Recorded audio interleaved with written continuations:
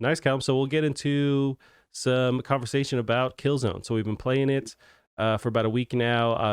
I've yet to finish it. I got super close. I'm about like three quarters, a little bit more than that. Last night I was trying to get through it, and I've let's get your thoughts first. I'm way more positive on it now than I was originally. I kind of Yeah, hit that switch later on.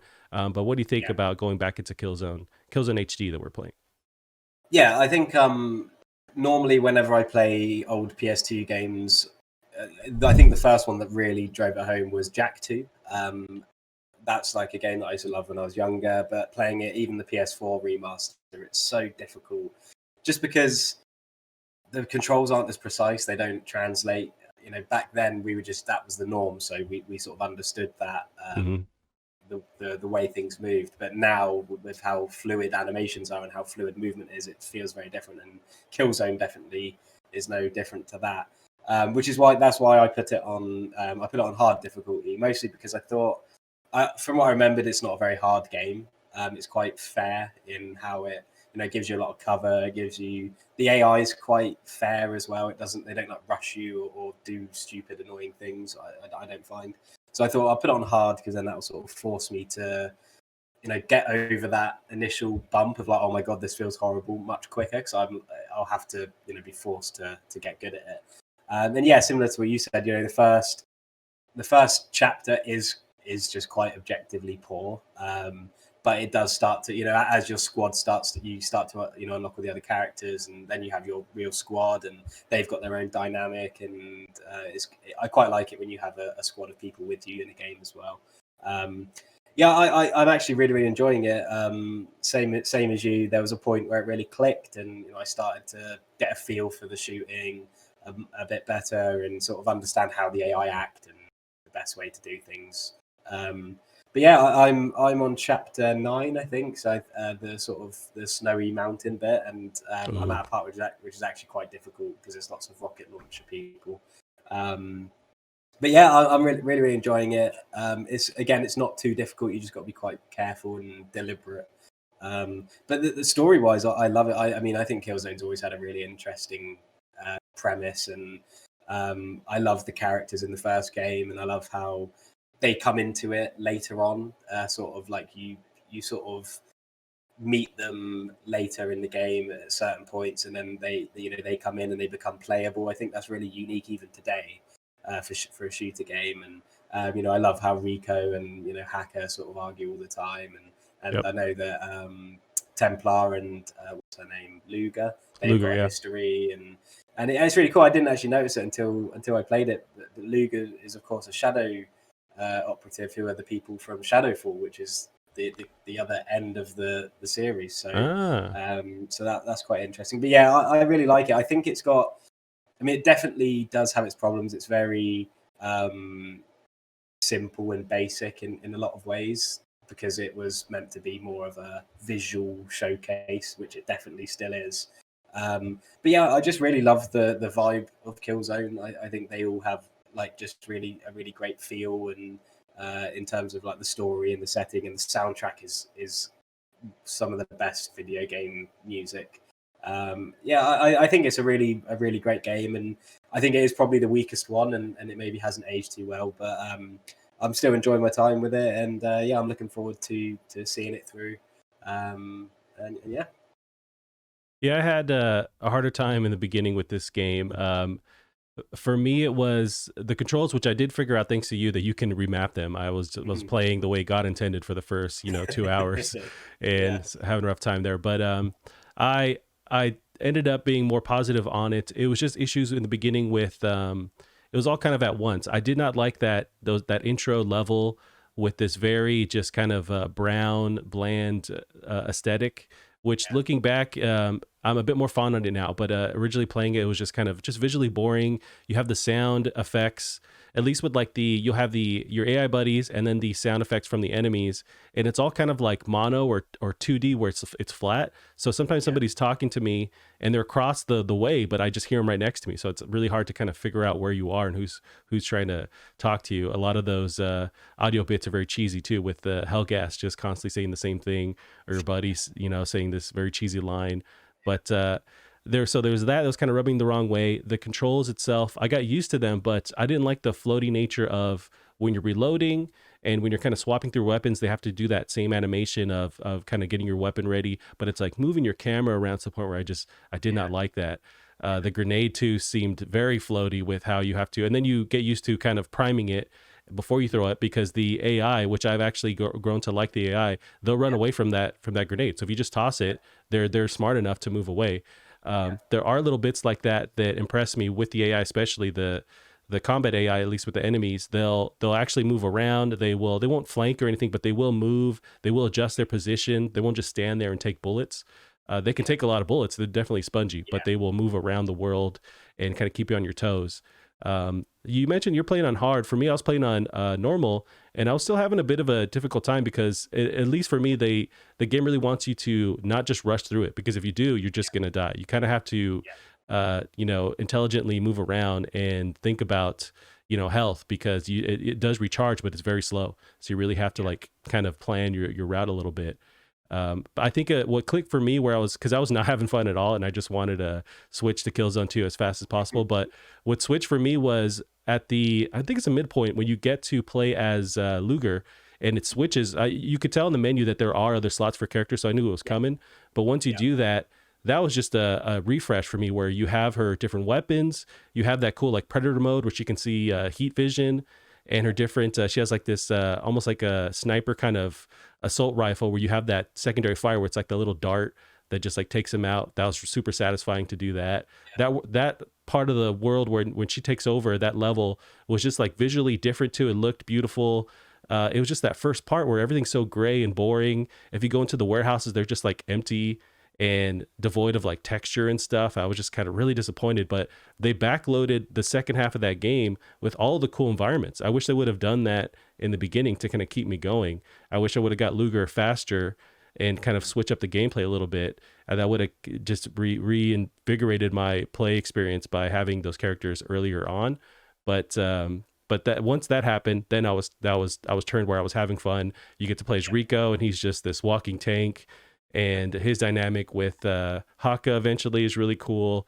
I didn't like I think the cutscenes are strong. I was actually pretty impressed by how strong those cutscenes are. The voice dialogue, or the voice acting rather, is really cool and interesting. You start to get attached to the characters. But you mentioned the score. I noticed that in combat, or when you're actually going through the levels, there's almost no audio or no music. You hear the people talking, but like there's no audio. But I think the cutscenes especially have that cool soundtrack score going on in the background. I think when I sort of, because I kind of forgot how much I loved that soundtrack, and it was when I was on the menu, where this has the same menu music throughout 2 and 3 as well. Not sure about Shadowfall, but and I just remember, God, I love this soundtrack. But you're right, I think the cutscenes and the in-game are quite separate in terms of how well they tell the story and how cinematic it feels. And I think that's where it falls short. There's not really many epic set pieces in the game, which is why I think a lot of people didn't like it, especially when compared to like Halo 2 and Half-Life 2. But yeah, you're right. The cutscenes are great. The writing in the cutscenes is really, really good. The characters are really good, and these are characters that aren't just in the first game. They're in Templars in the second game. Not as a playable character, but he's in it, and Rico's one of your squad mates in the second game as well. And there is a really great story there, and the setting itself. I mean, I think that's why Killzone is such a great series, because each game, the whole sort of dynamic between the Helghast and the ISA is just such an interesting concept. I mean, I know we've seen it before, but there's not many games that really have it that sort of simple, if you know what I mean. Like it's just the planet Helgen and the sort of Earth-like planet, very simple to understand, and therefore the more sort of unique and personal nuances that can sort of take center stage. And I think that's so good about it. But yeah, it's interesting to say about the AI. I think the AI does still feel really, really great, and that was a big thing for me when I first played it back when I was a little kid, was how real it felt. Like it felt like you're playing against actual people, in the way that the enemies are terrified of being left out in the open. Like you said, they won't rush you. There'll be a lot. There are certain enemies like the elites of the LMGs that will sort of be more happy to stand out and just spray you. But yeah, I think the AI is great, and I don't know if you got the chance to play the Battlegrounds mode yet, but that's really good fun as well. A good sort of Have way not. to see the AI. But yeah, and you say it starts to really get better when the new squad mates come in, and I definitely agree. I've been playing as Templar throughout the whole thing just because I might go for the platinum, so I think I might just try completing it as Templar first, and then do the other sort of character related trophies. But even just having them, from a general interest perspective, just having those new characters always with you, always barking at each other, and just it just gives you a little bit more to get your teeth sunk into, I think. And for me, I think I really started enjoying it around the same time. When you're in the park with the sort of cherry blossom trees, and then you've got the jungle and the sort of swampy bits as well, and it does really pick up. I think, although it does have a bit of a bad rap, the first game, I think that is the problem. I think a lot of people probably did fall off of it early and maybe didn't give it the sort of opportunity it deserves, because it is, when you do spend a few hours with it and really look at it, and especially considering when it came out, I think it is a really impressive game, and it sets up the series really nicely as well. Yeah, so this released originally in 2004, and it's interesting to think about the level of shooters that came out that same year. So they had Halo 2, Half-Life 2, Doom 3, you had Far Cry, Metroid Prime 2, and then Counter-Strike Source also released that same year. So I think this kind of got get lost in the shuffle because it's just, I would say it's not on that level, but it's also on PS2 hardware, and it's the first FPS from Guerrilla Games. So considering all that, it's still pretty strong with what they were able to come out with. And I think a lot of the limitations are because of the PS2 hardware with the visuals. It is beautiful if you look at it in that 2004 context, but there are times, at least beginning in that first half of the game, where the world is very just bland. But as you get later on, there's really cool skyboxes. There's awesome environments when you're on there's that beach level where you're looking for a boat. So you're along that beach. And you have weather effects coming in. Eventually, when you get to that snowy part, you see mountains for the first time. Like there's actual skyboxes around you, not just the fog. So you have those cool mountains and the wisping of the snow around you. Like it gets really interesting and really visually interesting. It's just that front half of the game is, for me, just almost like turns me off from playing it. I'm glad I kept getting through it, but I would have liked them to switch up those levels and maybe had some stronger ones in the beginning. At the same time, I do like that World War I feel they're going with that first level. You have those trenches, the barbed wire, the destroyed buildings. Like I get what they're going for, but it's just there's so much fog, and then they have to kind of make an exception when you're in the buildings where there's just no textures. And so I'd see what they had to do with PS2 hardware, but it really opens up that later half of the game and looks more visually interesting. But yeah, I mean, it's a strong release, and it really sets up, like you said, for sequels where they can improve on this, and then they have that advanced cell chip, which bit them in the ass later on, but like they're able to get some really awesome visuals with the PS3. Yeah, I mean, I haven't seen Killzone 2 gameplay since I played it when it first came out, but I remember that game absolutely blowing me away visually, and I can imagine that it still looks great now. And I think one thing with Killzone 1 that I don't really like is the checkpoints. It has very PS2 era checkpoints, like Yeah. probably one per mission, which can be a bit of a pain. But again, if you're careful and deliberate, the game does give you a lot of chances to take cover and be okay. You never really, I haven't really felt that it's ever been like, there's ever been times where it feels unfair. It feels like, this game was tested in terms of how it should play and where cover should be put and how enemies should react and things. I think from that perspective, it's great. But yeah, in terms of, you saying about how it sort of sets up the series and gives it a good sort of technical grounding, I think it sets up the story great as well, because Killzone 2 is all about the counter attack. You go to planet Helgen, so it's basically the roles reversed from the first game, which I think is just so cool. It's just such a cool concept to have the entire first game be about the ISA being invaded by the Helghast, and then the second game being the complete other way around, where you're now on the counter attack invading planet Helgen. And then Shadowfall, I think, benefited the most from this really cool sort of back and forth storyline by having it be about the Helgan and or the Helghast and the ISA or the humans sort of merging and mixing together. You know, where they have the big wall and the slums and that, and it's just a really well made series, and I think it's really nice to go back and play it from the start, because I think by the time we get to Shadowfall, we really feel that effect of what they were going for, and I think that's clear to see.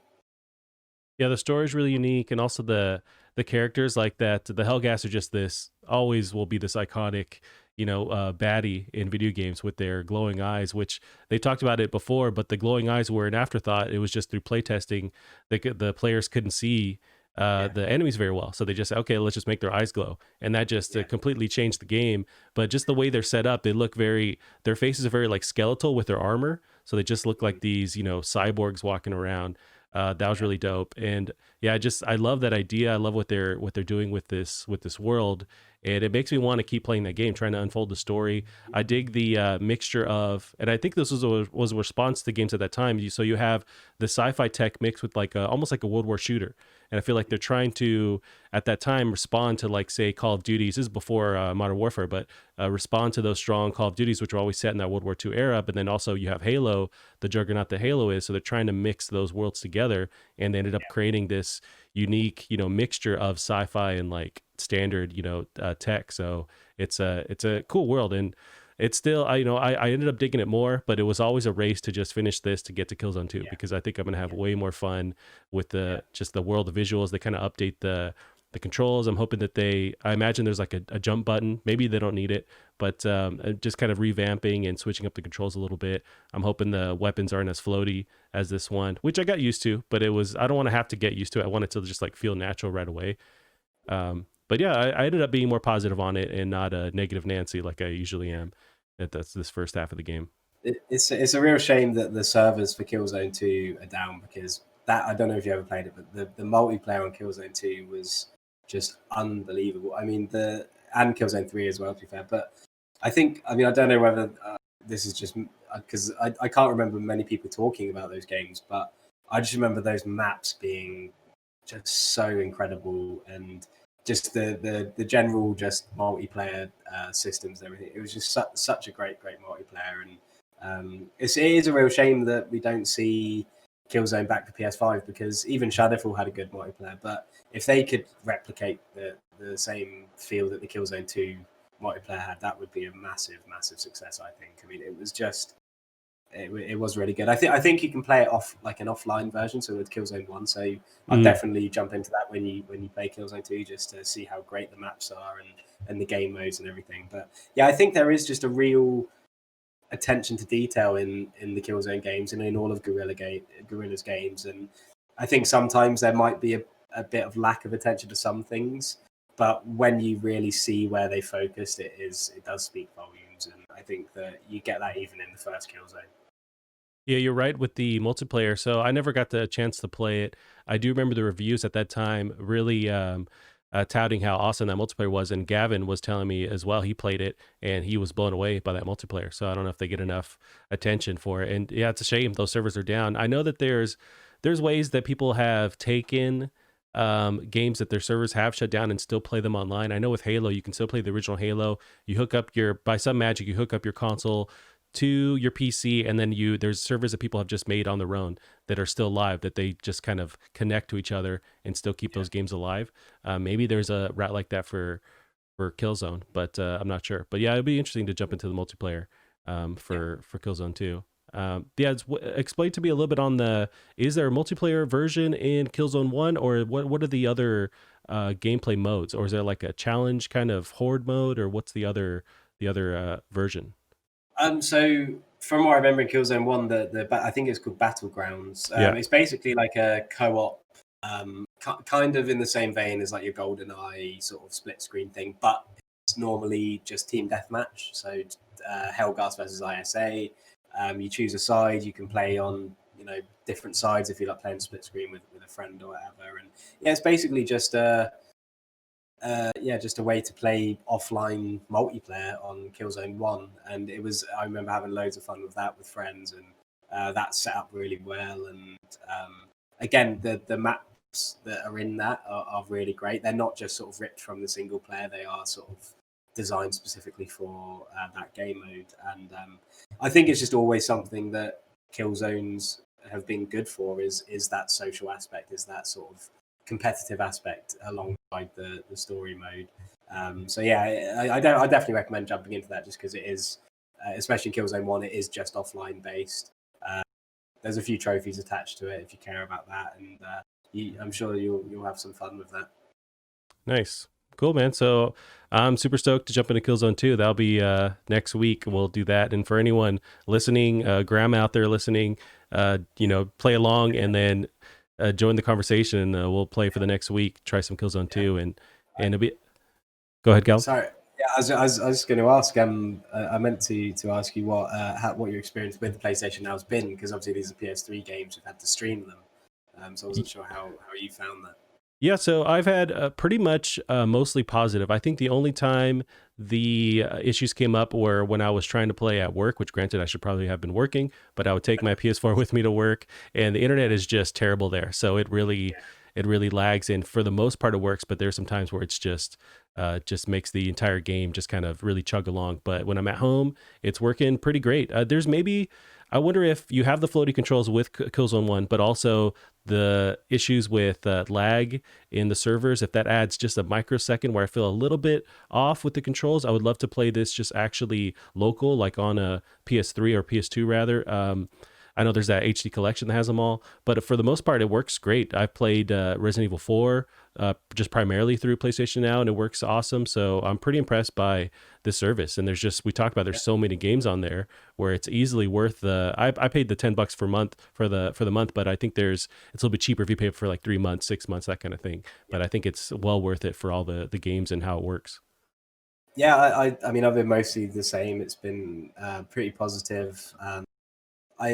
I've been sort of switching between playing on my PS5 and my laptop through the PC app, and the reason I played a little bit on my laptop was because at first it was a little bit not buggy, but a bit laggy on my PS5, and I don't know whether it's because what I found is that when I play it on my PS5, if the connection gets a little bit low, which it does from time to time, it will drop the frames, but the resolution will stay pretty sharp.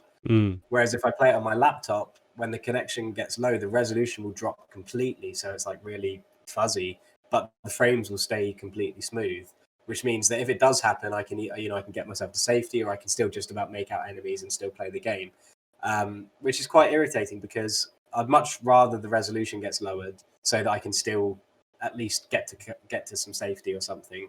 Whereas when I play it on my PS5, it tries to keep the resolution constantly at the highest quality, which means it will really jar when the connection drops. So yeah, I mean, it has been mostly positive, definitely. The app itself on PC is terrible, but once you're playing, I saw you mention that. Yeah, so I've never really booted it up on PC. What's terrible about PlayStation Now on PC? So it tends to hang on like preparing, where it says preparing the game, it will hang on that for ages, and the only way to sort of fix that is to quit off the app. But then you have like 5 different tasks of it running in the background that you have to end, and then it tries to reopen it. It's just completely broken. But once you get past that and you get the game playing, it, like I said, it works better than the PlayStation 5 because there seems to be a different focus on what gets lowered if the connection drops.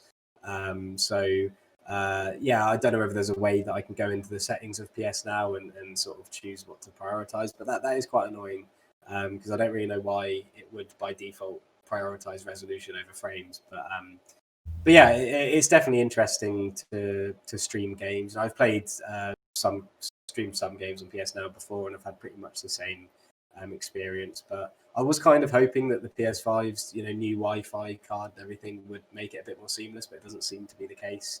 I mean, overall, I haven't been massively impressed by the PS5's Wi-Fi.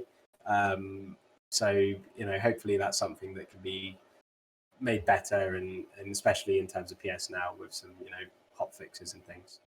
Yeah, I'm with my PS5. I'm primarily having it always connected like through Ethernet. So just trying to get like the best connection. But yeah, it's interesting. I know they can't really do it with PS2 and PS3 games, but I know there's at least the option with PS4 where you can locally download it and then play Yeah. it. I want to say that's only for PS4, but I guess with PS3 because of the PS2, cell. PS2 as well, but Oh, just okay. PS3 stream. It's because of that damn cell chip. Yeah, I imagine they for whatever reason they can't unless they put another cell chip in the actual motherboard. It's like you can only stream Yeah, it. So yeah, this yeah, is a game I'd love to just play locally. But I have looked online. You can find the HD collection for not that crazy, so you can play it, on PS3. So I might look into that. But I think for the most part, PlayStation Now works fine. So I'm yeah, gonna keep yeah. going with that. Nice, Callum. So yeah, we'll end our conversation about Killzone there. I'm very happy to not play this game anymore. And I don't want to sound like I'm trashing it. It's definitely not a bad game. It's a very solid game. There's just a lot of quality of life stuff or changes I would have liked. And I have to remember this is a PS2 game. Yeah, we're playing the HD collection, a little bit up-res remastered, but it's that same PS2 era. So I think that's also. And that can sometimes make these HD textures of PS2 games can sometimes make it look worse as well, because when these like plain textures are much cleaner, it looks like really strange. So Yeah. but yeah, I think the problem is as well, we've got Killzone 2 looming on the horizon, which is such a massive step up, and so it should be. I mean, it was years between them, but yeah, it's understandable to want to sort of move on to the much sort of more better running game and better looking game. So that makes sense. But yeah, I'm glad that you sort of get clicked for you, because I think like it is the same with any old game. Like you said of Resident Evil 4 as well. I remember when you first started that, you were saying it's really hard to get into because it just hasn't aged too well in certain areas. But you do just get over a point where the controls now click with you. You understand how the game wants you to play it, and yeah, I'm glad that you sort of got to that stage at least. Yeah, that's always, I imagine, for the developers a hard battle to fight, because you want that game to be as intuitive as possible for gamers early on, so that they don't, just stop playing. So how do you kind of bridge that gap and toe that line to make it so everything clicks for them? But also, if you're trying to do something that's new or unique, there's that hurdle. You have to kind of, hold their hand for a bit and then let them loose. So it's definitely not easy, and I respect them, that I can do this. So I appreciate it. So it's easy to just kind of talk crap about controls or whatever, but I also, in my back of my mind, I keep that idea of, they play tested this and they tried this, and they're also trying to say something. So it's an interesting thing from their side of the issue. So, but overall, yeah, I ended up really digging it, and although I can't wait to jump into Killzone 2. So that's always been in the back of my mind. But yeah, Cam, we'll end our conversation about Killzone there for the week.